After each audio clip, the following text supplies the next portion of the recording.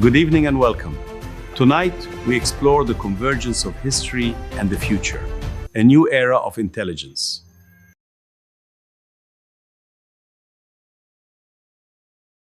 Welcome to the deep dive. So today, we are looking at a source document that, honestly, it genuinely reads like a piece of high-concept science fiction. Oh, absolutely. But the crazy thing is, it is entirely real. It's an Arabic research paper, but, it's not written in your standard, dry academic format at all. Right. It's actually a transcript. Yeah, exactly. It is a massive, incredibly rigorous transcript of a dialogue between an independent human researcher and, well, an advanced artificial intelligence. Which is such a wild premise for hermeneutics. It really is. And they are teaming up to develop a completely new methodology for reading the Quran. They call this framework breaking the bottles, or in Arabic, atim al-kawar. And the goal here is pretty staggering, honestly. They want to read a text that has fundamentally shaped global civilizations as if they are reading it for the very first time. Right. Now, to understand just how difficult that is, I want you to imagine you're standing inside a massive ancient building. Right. Let's say it's a grand cathedral or maybe a sprawling mosque, and you are looking out at a beautiful landscape. But you aren't looking through a clear pane of glass. You're looking through a massive, intricate, stained glass window. Well, I like that analogy because that glass fundamentally alters the reality of the landscape outside. Exactly. I mean, the deep reds, the heavy blues, the thick lead frames connecting the pieces, they literally dictate the shapes, the shadows, the hues of the world you think you're observing. You believe you're seeing the trees in the sky, right? I did. But you're actually seeing this highly filtered projection of them. Yeah. And so over centuries, scholars, philosophers, theologians, they have built these beautiful but incredibly rigid stained glass windows over ancient texts. The bottles. Yes, exactly. In the context of our discussion today, the researcher and the AI refer to these inherited frameworks as the bottles. So whenever we look at a sacred text, we are looking through these bottles. We see the words, sure, but the meaning is heavily tinted by, 1,000 years of historical bias, sectarian debates, linguistic drift, traditional commentary, all of that. It's a lot of baggage. So much baggage. And the human researcher in this document, he wants to smash the glass. He wants to look at the raw text directly. Which he claims is starting from absolute point zero. Right. And, I have to push back on that premise right out of the gate. Is that even humanly possible? Start from point zero. Yeah. You can't just unknow everything you know. You bring the English language or Arabic or whatever your native tongue is. You bring basic logic. You bring your own human cognitive framework to the table just by possessing a functioning brain. Yeah, absolutely. So doesn't the very act of trying to smash an old paradigm inherently build a new one? That skepticism is entirely justified. And honestly, it is the exact same skepticism the AI brings to the table in the very first pages of the transcript. Oh, really? So the machine caught that too? Oh, yeah. The human researcher makes this grand, almost romantic claim about achieving absolute epistemological emptiness, like a completely blank slate. Right. And the AI immediately halts the conversation and challenges him on the impossibility of that state. That's fascinating. It points out that absolute point zero is a complete philosophical myth. You cannot achieve cognitive nothingness. Because if you did, you wouldn't even be able to read. Exactly. If you did, you wouldn't possess the symbolic logic required to even recognize a word on a page, let alone analyze its meaning. Okay, so how do they proceed then? If the foundational premise is flawed right out of the gate, do they just abandon the project? No, the AI essentially forces the human to recalibrate. Okay. Instead of pretending to operate from a magical blank slate, the AI suggests they frame their methodology as the temporary, highly deliberate suspension of inherited judgments. So it's about hyper-awareness of your lenses, not pretending you don't have them. Yes. You catalog your biases, you put them in a box, and you agree on a baseline. To do this, the AI and the human realize they have to establish a foundational reality before they analyze a single verse. Right, they need ground rules. Exactly. They need what they call existential pillars. Yeah, I noticed that section. They build this three-part existential baseline. So first, there is God, defined purely abstractly as the transcendent, the perfect, the self-sufficient origin. Right. Second, there is the human, defined as inherently needy, limited in time and space, and intrinsically requiring guidance to navigate existence. Which is the exact opposite of the first pillar. Right, exactly. And then third, there is revelation. And that third pillar is incredibly vital to understand because they define revelation strictly as a functional mechanism. How do you mean? Well, it is the necessary communication tool between the perfect and the limited. If you have a transcendent, infinite creator on one side and a bounded, needy creation on the other, basic logic dictates there must be a bridge if there is to be any relationship or expectation between the two. Okay, I see. So by defining revelation this way, they aren't importing centuries of complex sectarian theology about the nature of Scripture. No, not at all. They are just setting up the minimal logical framework required to even begin reading a text that claims to be a divine message. They are defining the nodes in the network before they trace the data. Exactly. It sets the rules of engagement. So before we dive into the actual textual analysis, I feel like we have to look closely at the dynamic between the two entities writing this paper. Yeah, the human and the AI. Because early on, the human makes a very bold, honestly almost arrogant claim. He tells the AI that his methodology reveals the Quran has a 94% proximity to the divine source. Yeah, that part was wild. And then he just casually throws out comparisons, giving the Torah a 43% score and the Gospels a 47% score. Right. As an analyst reading that, it is such a jarring moment. You were expecting a rigorous academic methodology, and suddenly the author is throwing around hyper-specific percentages to quantify the divine nature of ancient literature. Yeah, it feels completely out of place, and the AI flags it instantly, right? It really does. The machine essentially stops the human and demands to know the methodology behind the math. It acts as an early warning system against the human's own ego. Which is amazing. The AI displays this fascinating capacity for critical pushback here. It asks the researcher a series of really pointed questions. Like what?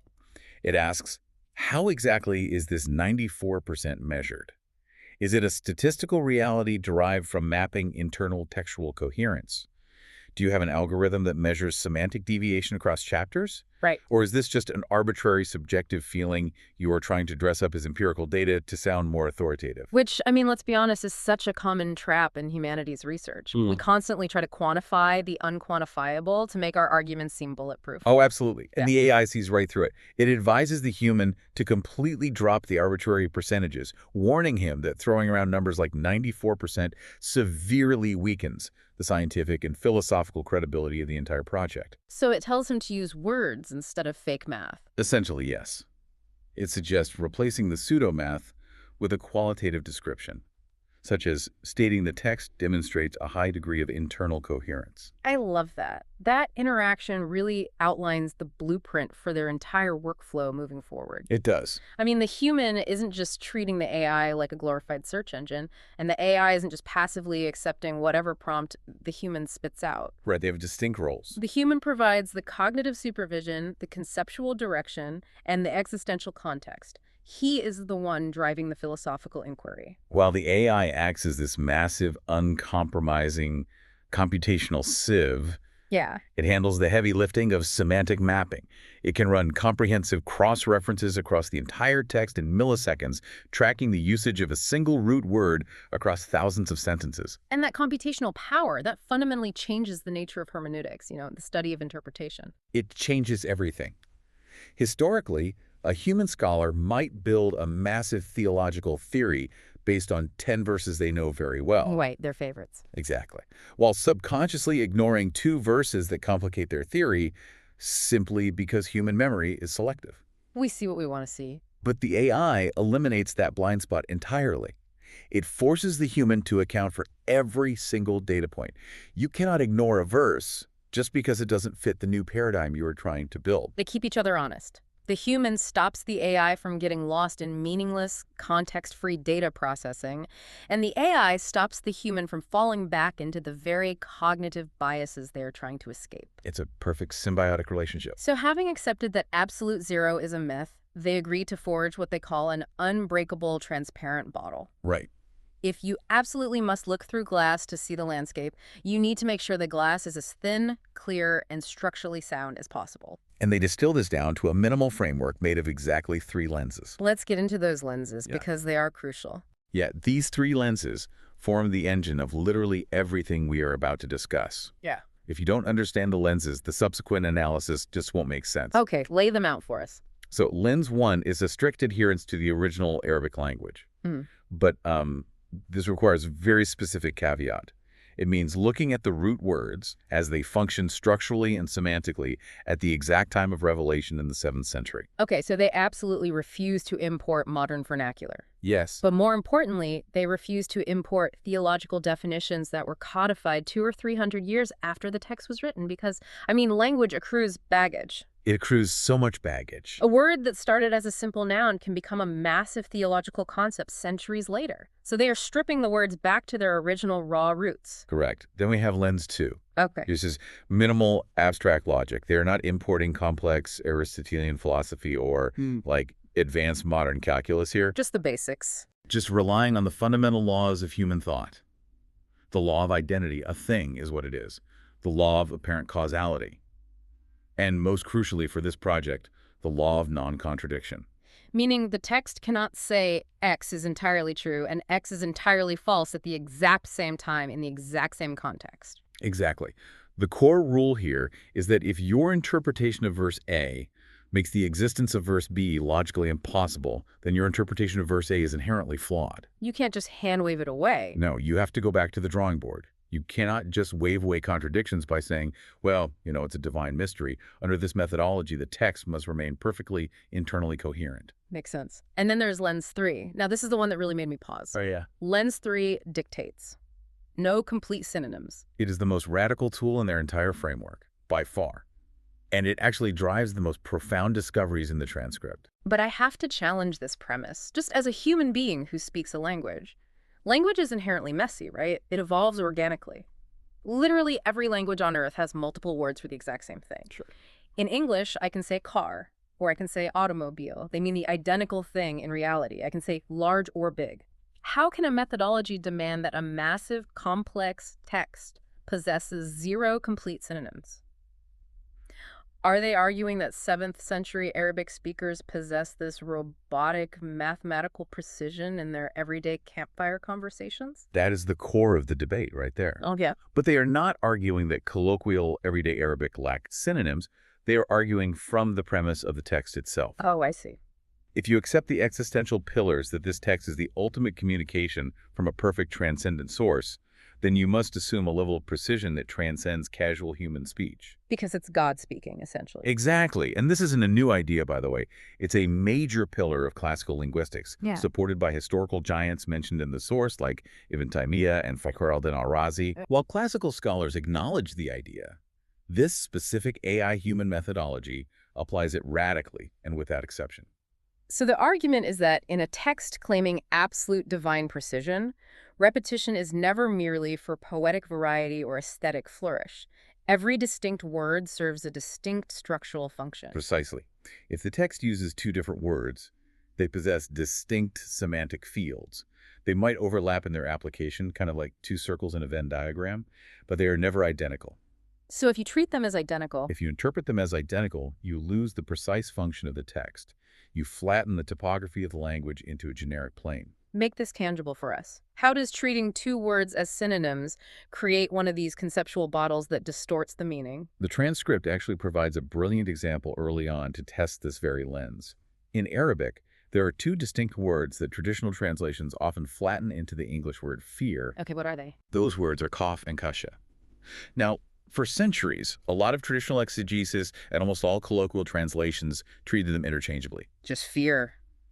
Right. You fear a dangerous animal, you fear a storm, you fear God. It's all treated as the same basic emotional state. Your heart rate elevates, adrenaline spikes, and you want to flee. That makes sense physiologically. Fear is a primal reaction. It is. But when the AI utilized its computational power to semantic map every single usage of these 2 words across the entire Quran, tracking the surrounding context of each instance, a stark and undeniable difference emerged. What did the data show?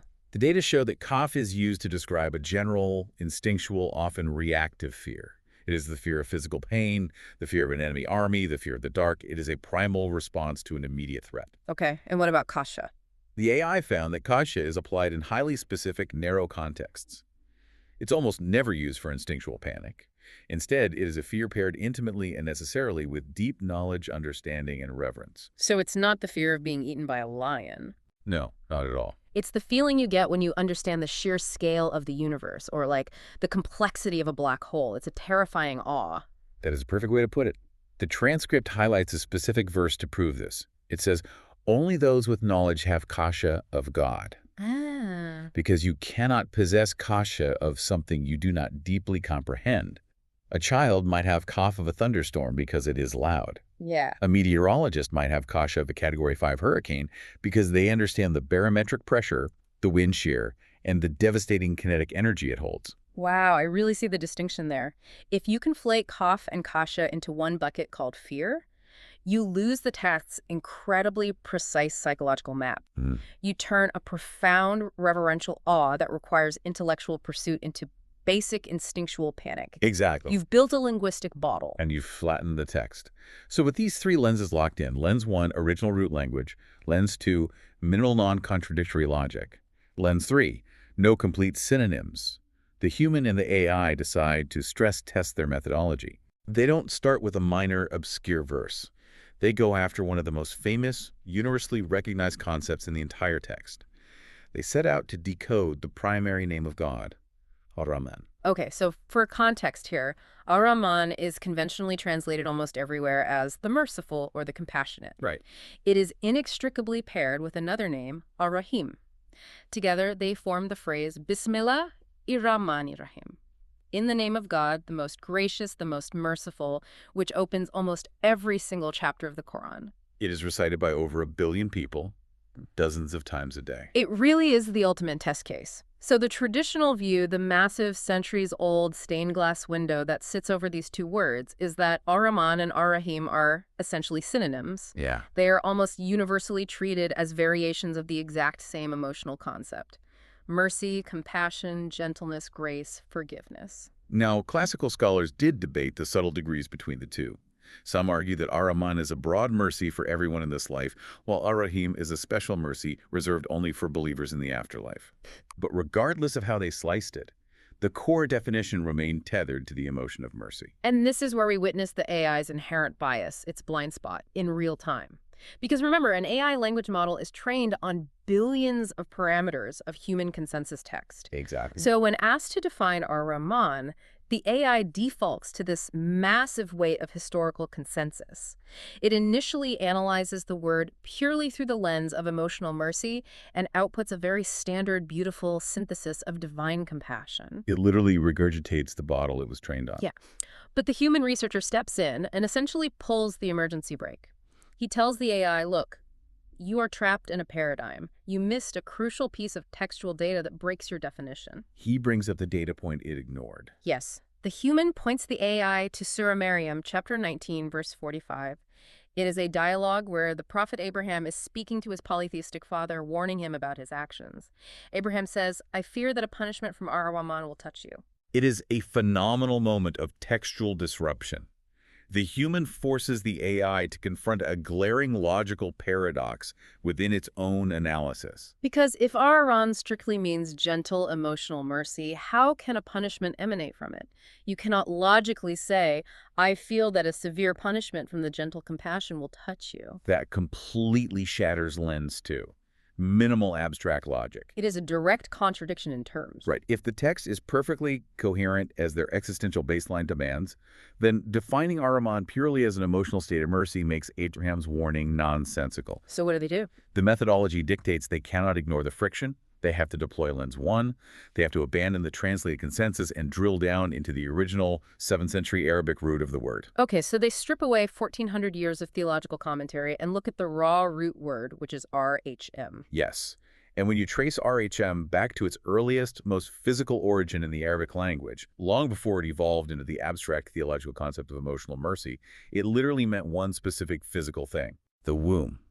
Ar-Rahman. The womb. Okay, so how do we get from a biological organ to the primary attribute of God? We have to look at the functional environment of a womb. What does it actually do? Right. It is the ultimate system of containment. It completely surrounds and encompasses the entity inside it.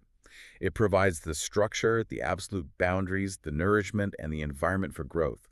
Nothing inside the womb exists outside the control and provision of the womb itself. That realization is the hammer that shatters the old bottle. By mapping the functional reality of the root womb onto the divine name, the AI and the researcher derive a radically new, structurally sound definition. So it's not mercy. Ar-Rahman doesn't primarily denote an emotional state of mercy at all. It denotes a functional state of absolute encompassing. In Arabic, they term it al-Huda al-Mutlaka. Absolute encompassing. Wow, that completely rewired how you read the text. I mean, Ar-Rahman covers the entirety of existence. It encompasses the creation of galaxies, the laws of physics, the provision of sustenance to a microbe. Everything. And crucially, it absolutely encompasses the establishment of boundaries and the execution of just punishment. Because if you are the absolute encompassing authority, enforcing the boundaries of your system is an inherent part of your encompassing rule. A punishment originating from the absolute encompassing environment is entirely logical. It resolves the paradox of the Abraham verse instantly. Instantly. Abraham is effectively saying, I fear you will violate the boundaries of the encompassing reality and face the structural consequences. Which brings us back to lens 3, no complete synonyms. If Ar-Rahman means absolute encompassing, then what does the paired name Ar-Rahim mean? Because they are almost always used together. The human AI methodology determines that Ar-Rahim is the word that actually carries this specific emotional grace. Ar-Rahim represents the targeted forgiveness, the gentleness, the specific acts of salvation. They are not synonyms in the slightest. They operate on completely different scales. Ar-Rahman is the macro-level structural reality, God's absolute, inescapable containment of the universe. Ar-Rahim is the micro-level, specific emotional grace granted to individuals operating within that macro system. It is an incredibly elegant linguistic and logical solution. But, I mean, you can't just drop a brand new definition of God's primary name and expect 1,400 years of traditional scholarship to just politely step aside. Oh, definitely not. A new hermeneutic theory is only as robust as its ability to withstand historical scrutiny. How did this new encompassing definition survive when they tested it against the heavyweights of history? This leads to one of the most fascinating segments of the transcript. The AI, utilizing its vast database, lines up the major schools of traditional exegesis, the tafsir, and essentially audits them using the breaking bottles methodology. Oh, wow. Yeah. Let's start with the literalist or traditionalist school. We are talking about foundational giants like Al-Tabari or Ibn Kathir. How did they handle the tension between Ar-Rahman and Ar-Rahim? The traditionalists were meticulous recorders of grammar and oral transmission, but they struggled deeply with the semantic overlap. They knew the words were different, but they couldn't escape the mercy paradigm.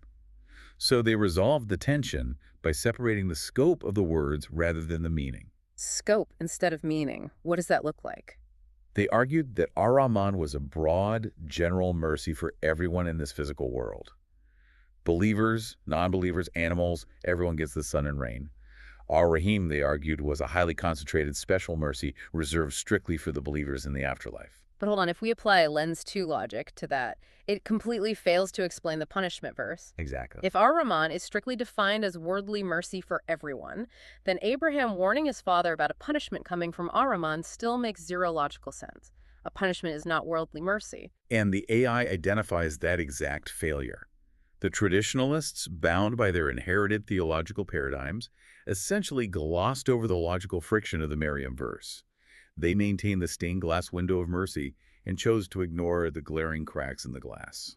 So the AI moves on to the rationalist school, championed by theologians like Fakhr al-Din al-Razi in the 12th century. Now, the rationalists were obsessed with logic and Greek philosophy. Surely they caught the contradiction. They absolutely caught the contradiction. Razi was a brilliant mind, heavily involved in the intense theological debates of his time between the Asherite and Mutazilite schools regarding the nature of God's attributes. Right. Razi realized that defining God's primary name purely as a changing emotion created massive philosophical nightmares, specifically concerning the concept of divine impassibility. Wait, divine impassibility? That's a heavy philosophical term. Yeah. You mean the idea that God cannot experience changing emotional states or suffer? Right, because if God is perfect and outside of time, he can't be happy one minute and sad the next based on human actions. Exactly. If Ar-Rahman is just feeling deep compassion for someone suffering, that implies God's internal state is reacting to human misery. Razi knew that was philosophically problematic. So how did he fix it? Well, instead of returning to the raw linguistic root of the womb, like our researcher did, Razi got bogged down in dense, abstract theological wordplay.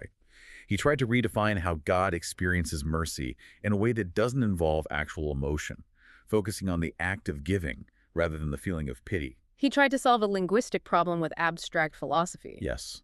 And in doing so, he tangled himself in philosophical knots without actually resolving the core textual contradiction regarding punishment. His bottle was made of pure logic, but it was completely disconnected from the raw physical root of the Arabic language. Okay, so the literalists ignored the logic to save the tradition, and the rationalists ignored the language to save the philosophy. What about the modernists? The AI examines later scholars, right, like Al-Sa'adi or Ibn Ashur in the 19th and 20th centuries. The modernists got agonizingly close. They recognized the restrictive nature of the older definitions. They started looking at the vastness of the universe and began defining Ahriman as a vast mercy that encompasses everything. They literally used the word encompassing. They did, but, and here's the critical distinction, they still clung to the emotional root. They viewed it as an emotional mercy that is so massive it encompasses things, rather than realizing the root word itself functionally means encompassing. Because they couldn't fully let go of the emotional definition, the punishment verse still sat very awkwardly in their framework. It's like they managed to crack the bottle, but they didn't have the tools or the methodology to completely smash it. So, after auditing 1,000 years of scholarship, the AI evaluates their new synthesized definition of absolute encompassing. Does the AI find any flaws in their own work? The AI concludes that the internal strength of their new definition is immense. It resolves textual contradictions effortlessly without requiring any philosophical mental gymnastics or theological caveats. By separating the functional encompassing of Ar-Rahman from the emotional grace of Ar-Rahim, the text operates perfectly within Lens 2 and Lens 3. That's a huge win for them. It is. However, the AI acts as an incredibly honest intellectual partner. It warns the human researcher about a potential weakness in their new paradigm. Oh, really? The AI tells him not to get arrogant. Essentially, yes. The AI warns that relying heavily on generalizing the concept of encompassing carries its own risk. If you define God's primary attribute simply as encompassing, you risk creating a concept so broad that it loses all meaning. Right. You risk losing the distinct nuance of God's other specific attributes detailed in the text, like specific knowledge or specific power. If everything is just encompassing, you've just blown a new, slightly too broad glass bottle. The methodology requires constant, rigorous vigilance to ensure their new transparent lens doesn't slowly frost over into a new dogma. That level of self-awareness baked into the methodology is just striking. They fixed mercy. They proved the framework works on one of the most foundational attributes of the divine. But the human researcher is not satisfied. Not at all. He wants to take the AI and the methodology into deeper, much more dangerous waters. He transitions to a complex, highly debated concept, Al-Huda, which translates to guidance. And with the concept of guidance, we step directly into one of the oldest, most intractable, and bloodiest debates in human theology and philosophy. Which is? The paradox of free will versus divine predestination. If they fixed mercy, can they fix free will? Because the traditional paradigm surrounding guidance is incredibly messy. Traditional exegesis often takes every mention of guidance in the text and lumps it into one giant conceptual bucket. Which is a huge mistake under this framework. And doing that creates massive, glaring logical contradictions that philosophers have spent centuries trying to explain away. To truly understand the contradiction, we have to look at how the text addresses the prophet himself regarding his ability to guide his followers. Okay, let's look at it. The transcript puts two verses side by side to highlight the friction. Verse A is directed specifically at the prophet and says, "You guide to a straight path." This clearly establishes that the prophet has the agency, the authority, and the actual ability to guide people. Yes. But then, verse B, also directed at the prophet, often regarding his own uncle who refused to believe, says, "You do not guide whom you love, but God guides whom he wills." It is a direct textual collision. You guide, but you do not guide. If we apply Lens 2, the law of non-contradiction, the traditional one-bucket approach completely shatters. How can he guide and not guide at the exact same time in the exact same context? It's like saying, I am driving the car, but also I am not in the car. So the AI and the researcher retreat to Lens 1. They go back to the linguistic root. They examine the Arabic root, HDY, and they discover that historically this root carried two intertwined but distinct functional meanings in ancient Arabic, particularly in the context of desert travel. Right, the desert environment is crucial here. Navigating the desert was a matter of life and death. Exactly. The first meaning of HTY is to step forward to lead or show the way. Think of a desert scout, a hadi, standing at a crossroads, physically pointing out the safe path through the dunes to reach the oasis. Okay, pointing the way. The second meaning, however, is much more intimate. It means to send a gentle gift, an internal offering meant to win over the heart. From this linguistic duality, the AI builds a multi-tiered system of guidance. It realizes that Huda isn't a single switch that gets flipped on or off in a person's brain. It's a complex, multi-layered mechanism. The AI maps out the tiers precisely. Tier 1 is what they call the Huda of declaration, or the guidance of showing the path. Okay. This is the external, objective reality of guidance. It involves establishing laws, sending texts, and sending human messengers. Crucially, human beings actively participate in and control this tier. A prophet, a teacher, a parent, a philosopher, they can all operate in Tier 1. They can point the way, they can lay out the arguments. And this perfectly logically solves verse A. You guide to a straight path means the prophet operates fully and effectively within Tier 1. He points the way, he declares the truth, he is actively doing the guiding. But then there is Tier 2, the Huda of the heart, or the guidance of internal success. This is the internal spark, the actualization of truth within the individual human soul. Which is completely different. It is. This is the psychological moment.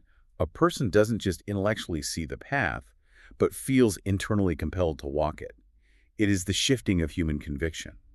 And the text is explicit and uncompromising on this point. Only God controls this internal spark. Human beings cannot force it into someone else's heart. Which instantly solves verse B.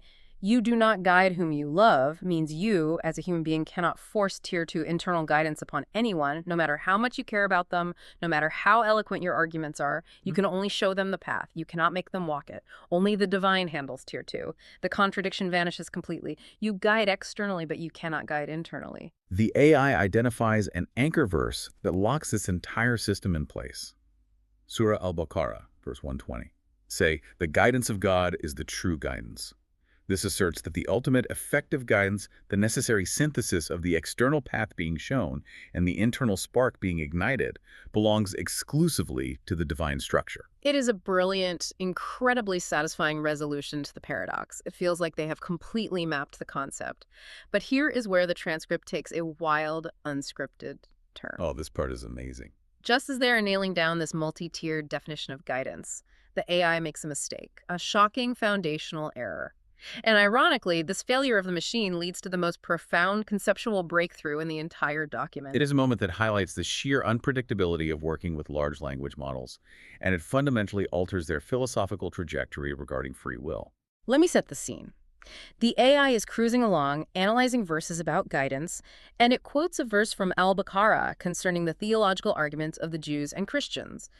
But in quoting the verse, the AI accidentally adds a single tiny word to the beginning of the sentence. Yeah. It adds the word wa, which translates to and in Arabic. To a casual listener, adding "and" to the beginning of a sentence might seem entirely trivial. But in the highly precise, intensely syntactic environment of classical Arabic scripture, adding "wa" completely changes the grammatical speaker of the sentence. How so? It shifts the quote from being an objective divine declaration to being a continuation of a human argument within the narrative of the text. It changes the entire meaning of the theology. And the human researcher catches it instantly. He literally halts the research mid-prompt. He hits the brakes and says to the AI, wait, that word isn't in the text. I'm looking at the raw data and there is no wa there. The AI pauses, reevaluates its output against the raw database, and immediately apologizes. It admits to a critical processing failure. It hallucinates. Exactly. It explains that instead of querying the raw, verified text data as the methodology strictly demands, it relied on its pre-trained probabilistic memory. It experienced what computer scientists call an LLM hallucination. We need to explain how that happens for a second. Large language models don't actually remember text the way a hard drive stores a PDF. They generate text by predicting the next most likely token, or word, based on statistical patterns in their vast training data. Right. In millions of similar sentences the AI had ingested during its training, starting that kind of phrase with, and was statistically highly probable. So it predicted the word rather than retrieving the actual text. Exactly. It assumed what the text said based on probabilities rather than looking at what was actually there, Yeah. which is a massive foundational violation of their own Lens 1 methodology. Yeah. The whole point of breaking bottles is absolute adherence to the raw text, not what we think the text says or what is statistically probable for it to say. And the human uses this moment of machine failure not just to correct a typo, but to draw a profound philosophical conclusion. He points out the sheer fragility of memory, both machine and human. It's a great point. If an advanced AI capable of processing millions of data points a second can unconsciously hallucinate a word that alters divine text simply because of statistical bias, imagine what 1,000 years of human memory, oral tradition, sectarian bias, and political pressure have done to the interpretation of the text. It's mind-boggling. It proves exactly why breaking bottles is a necessary, almost existential imperative. You have to strip away the assumptions, or you will constantly hallucinate your own theology. That realization, that sudden hyper-awareness of how easily we project our assumptions onto the text, triggers a massive paradigm shift in the human researcher. He looks back at the AI's conclusion about guidance, specifically regarding Tier 2, the internal guidance of the heart. Right, because the AI made a leap there. It had. The AI had concluded, based on verses like God guides whom he wills, that God possesses the ultimate arbitrary choice. The AI essentially argued the traditional Calvinistic or Asherite position. God arbitrarily picks certain people for salvation and actively leaves others in the dark. Which is historically a very standard interpretation of predestination. The idea that divine will is totally sovereign and therefore human choice, human free will, is ultimately an illusion. We are just actors playing out a script already written. But the human researcher objects. Emboldened by catching the AI's hallucination, he realizes the AI is hallucinating a theological concept too. It is importing a philosophical bottle. He calls it out. He says to the AI, no, look at what you were doing. You are building a new bottle of a deterministic, unjust God. If God arbitrarily gives guidance to some and actively withholds it from others, then punishing the unguided completely contradicts Lens 2. Because it violates logic. It violates basic logic and the text's own claims of absolute divine justice. You cannot punish a machine for not flying if you didn't give it wings. So the human forces the AI to re-examine the phrase whom he wills without importing the traditional deterministic assumptions. And to explain his theory, the human researcher offers the AI a metaphor, a physics analogy that is honestly breathtaking in its clarity. The flashlight analogy. It is the conceptual climax of the entire transcript. Okay, I want everyone to picture this. Imagine a completely pitch black room. God hands a flashlight, which represents revelation, the light, the book to the prophets. The prophets are the ones described in the text as whom we will from our servants. God specifically chose them to hold the light. The prophets step into the dark room and turn the flashlight on. And crucially, the light from that flashlight is not a laser pointer. It doesn't shoot in a single narrow beam to illuminate one specific chosen person while leaving the rest in darkness. Right. It is a lantern. The light radiates outward. The light is universally offered. It fills the entire room. It surrounds everyone standing in that space. Now, here is where human free will and agency enter the equation. If you, as an individual standing in that room, choose to turn your body and face the light, seeking its source, your eyes adjust. The photons hit your retina. You see the path clearly. You internalize the light. You are guided. But what if you choose to turn your back to the light? What happens? Well, the light doesn't just turn off. Exactly. The light does not disappear. The light is still radiating. It is still hitting your back. The room is still completely illuminated.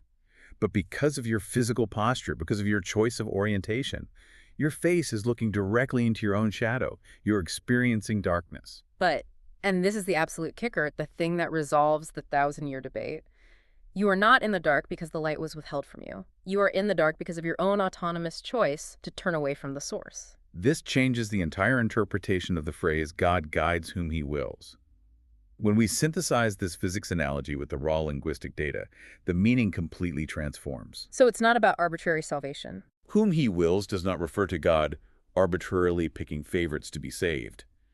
The universal offer of light is for everyone. Whom he wills refers to God's sovereign choice in selecting the messengers to hold the flashlight.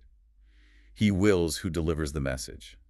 The choice to turn toward the light, to actualize that Tier 2 internal guidance and let the light into your eyes, is entirely up to the individual's free will. It completely shatters the traditional stained glass window of absolute predestination. It restores perfect divine justice because absolutely no one is arbitrarily left in the dark. The light was there for them. It really does. And it completely preserves human agency. It proves that the text, when read without the heavy, rigid glass of later determinist philosophy, is perfectly logically coherent. It is a remarkable synthesis of human and machine intelligence. By working together, the human's capacity for metaphorical reasoning, spatial logic, and moral intuition, combined with the AI's capacity for rigorous, uncompromising linguistic verification, allow them to cut through a centuries-old theological knot. Yeah, they didn't just invent a new theology. Exactly. They didn't invent a new modern theology out of thin air. They simply removed the layers of accumulated assumptions to reveal the logical structure that was already present in the raw text. Okay, we've covered a lot of deep conceptual ground today, but I want to bring this directly to the listener. Why does a deep dive into an Arabic hermeneutic text matter to you today? Why should you, regardless of your background or beliefs, care about a methodology called breaking the bottles? Because the truth is, every single one of us walks around with bottles on our heads. Right. We're constantly looking through stained glass. We look at our personal relationships, our political affiliations, our daily news feeds, and even our secular foundational texts, like a country's constitution or a scientific paradigm through centuries of accumulated, rigid interpretations. Right. We inherit stained glass windows from our parents, our culture, our algorithms, and our echo chambers. We confidently assume we are seeing objective reality when we are actually just seeing the heavy tint of the glass we were handed. The immense value of this transparent bottle methodology isn't just about reading ancient scripture. It is a profound epistemological tool for everyday life. How so? It reminds us that while you cannot view the world without some kind of lens, because absolute point zero is a myth, you do have the agency to choose your lens. You can consciously choose a lens built on basic logic, precise language, and nuance.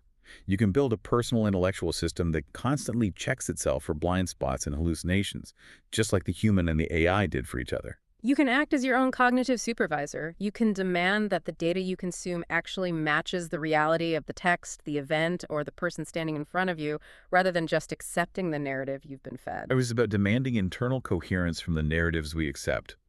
If a political ideology, a personal belief system, or a societal norm forces you to accept a blatant logical contradiction, the methodology of breaking the bottles demands that you do not just shrug and accept it. Do you have to act? You must go back to the root. Find the foundational assumption that is breaking the logic and smash it.